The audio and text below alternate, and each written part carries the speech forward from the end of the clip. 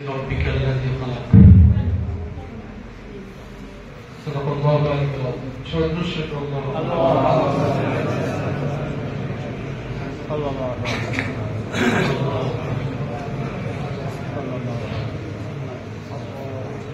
জিবরিল আলাইহিস সালাতু ওয়াস সালাম সর্বপ্রথম ওহী নিয়ে আসছেন নবী আলাইহিস সালাতু ওয়াস সালামের কাছে।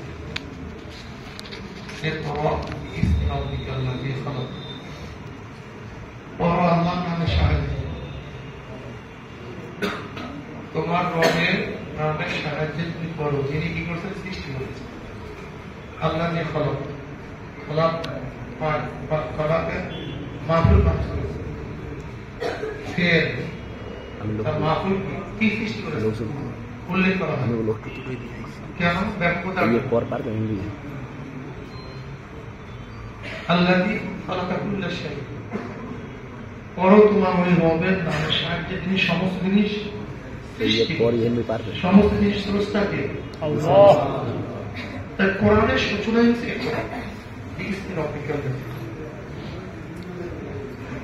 প্রথমে আয়াত নাযিল হয়েছে, পাঁচটা আয়াত। এরপরে 3 বছর বা 2.5 বছর বা 6 মাস ওহী বন্ধ ছিল,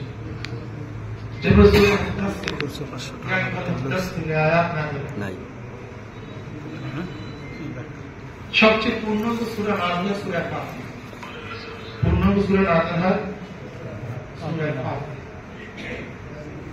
প্রথমেই পড়া ছাড়া মুসলমান হওয়া যায়। ইকরা, পড়ো, পড়া ছাড়া মুসলমান হওয়া যায়।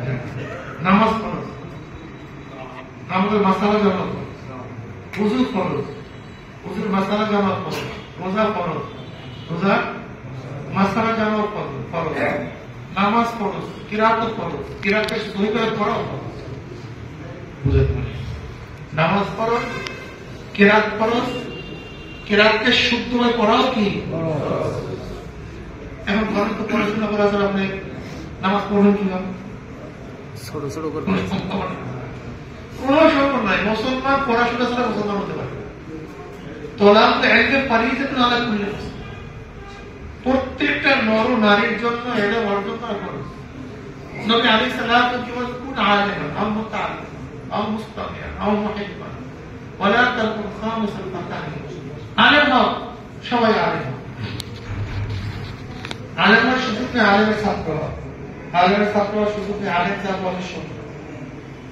এমন জায়গা আছে মরুভূমিতে, সাগরের মধ্যে, জঙ্গলের মধ্যে আলেমদের কথা শোনার সুযোগ নেই। কমপক্ষে আলেমকে মহব্বত, আলেমকে বলা তখন 5 নাম্বার হল আলেম হবেন, আলেমের ছাত্র হবেন, আলেম যা বলবে শুনবো, আলেম মহব্বতও করবো না। এই 4-এর বাইরে 5 নাম্বারে গেছো কি জাহান্নামে চলে যাও।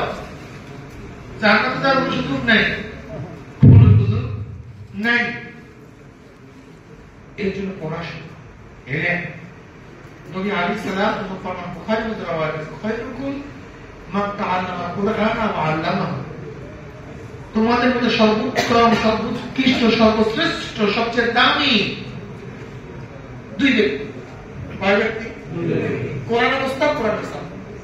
বলেন কি? কোরআনের ছাত্র। বাস এটা সব এই যারা করতেছে, এই যে আপনার হাফেজ জানেন কত দামি। আর আব্দুল্লাহ ইবনে মাসউদ রাদিয়াল্লাহু আনহু قال قال رسول الله صلى الله عليه وسلم পড়বেন না সাল্লাল্লাহু আলাইহি ওয়াসাল্লাম মান ক্বারা হারফান মিন কিতাবিহি ফালাহু হাসানাতুন ওয়াল হাসানাতু বিআশরি আমসালিহা লা কুল আলিফ লাম মিম ওয়াল আলিফ ওয়াল লাম হারফুন ওয়া মিম হারফুন।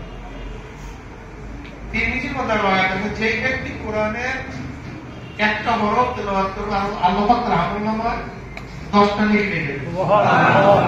এখন বুঝার তো এই ইশারা আফেজরা প্রতিদিন কত হাজার হরফ তেলাওয়াত করে। নেকের পাহাড়, নেকের কি এর তো ফজিলত কি, এর তো ফজিলত কি।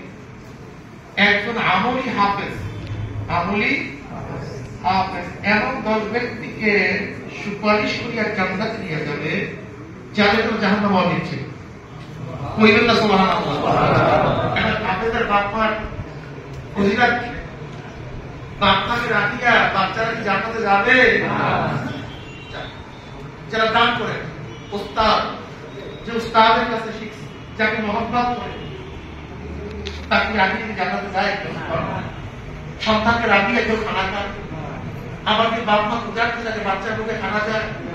তার মানে একজন ভালো হাফেজ, আমলে হাফেজ প্রথমে সুবাসের বাপ মা, দাদা দাদু, নানা নানুকে যাদের মাধ্যমে আমরা আসি। নানা নানু ছাড়া আমরা আসতে পারতাম?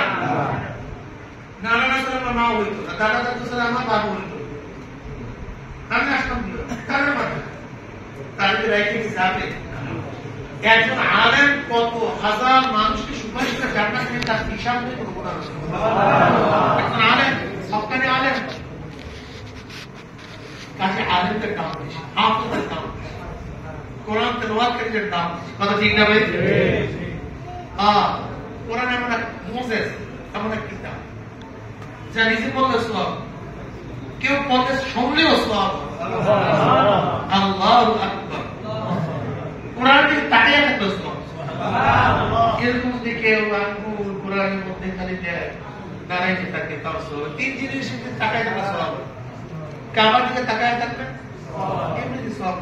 খালি তাকায় থাকবে, দেখবেন বাপমার চেহারা তাকায় থাকবেন, কথা কয়।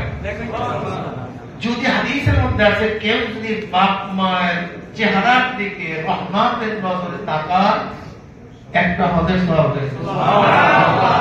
সাহাবার প্রশ্নে আমি 100 বার তাকাই করে 100 হজের সওয়াব হয়। বাপ মায়ের দাম, এত দাম বাপ।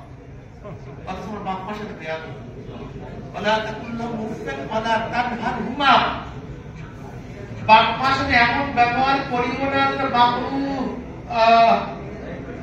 ব্যবহার করছে, ব্যবহারটা করতে পারছে, এরকম শব্দ ব্যবহার করে এরকম কাজও বাপ্পার সাথে করিও না। বাপ্পা অনেক না, অনেক শ্রদ্ধা, এর মধ্যে বেশি শ্রদ্ধা কত কি মা। নবী আলাইহিস সালাম প্রশ্ন করছে, ইয়া নবী আল্লাহ, আমার সবচেয়ে সম্মানিত কি? হকদার কে বেশি? তো তোমার মা।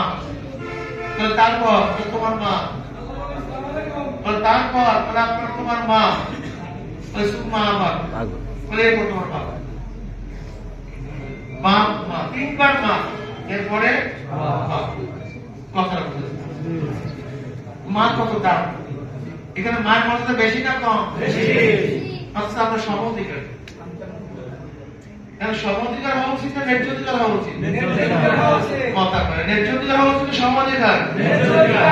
মায়ের জন্য বেশি, স্ত্রীর জন্য মায়ের সাথে অনেক কম। বোনের অধিকার বোনের কাছে, কুপির অধিকার কুপির কাছে, খালার অধিকার কথা কয়, মায়ের অধিকার, নারীর অধিকার। এখন সমান পাবেন কি কি অধিকার দেওয়া উচিত বলেন তো আপনার যুক্তির মাধ্যমে? কি অধিকার দেওয়া উচিত? সমঅধিকার। সমঅধিকার দিলে মা, বোন, ভাই, স্ত্রী সব এক হয়ে যায়, এটা আমরা প্রত্যেকের ন্যায্য অধিকার প্রতিষ্ঠা করতে। কি অধিকার? প্রত্যেকের ন্যায্য অধিকার। বাবা ন্যায্য অধিকার, বাবা ন্যায্য অধিকার, ভাই ন্যায্য অধিকার, দাদা দাদু, নানা নানু। আমার যে কর্মচারী একজন পুরুষ মহিলা, তার ন্যায্য অধিকার প্রতিষ্ঠা করতে। এর জন্য ন্যায্য ইসলাম বাদ দিয়েন না। ইসলাম বাদলে ক্ষতি হবে, ধরা খাবে। দেমাগ পছন্দ হচ্ছে আপনাদের ন্যায্য অধিকার না সমঅধিকার? আমরা ন্যায্য অধিকার কথা কিন্তু সমান হতে পারে। এর জন্য দোয়া করি আল্লাহ যেন এই মাদ্রাসায় কবুল করে নেন, আপনাকে কবুল করে নেন, অভিভাবকরা তো কবুল। আল্লাহ নাচ করে তার বাচ্চাকে আল্লাহ আমি বানাইতে পারবে, কথা ঠিক না? কিন্তু দাবি করে আল্লাহ আমাদের কবুল করে নেন, আমাদের সবাইকে মাফ করে দেন, আল্লাহ আমাদের সবাইকে কবুল করে নেন।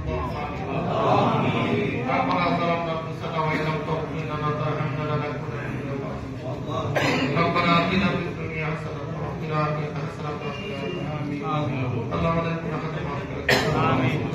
اجعلنا من التوفيق. آمين.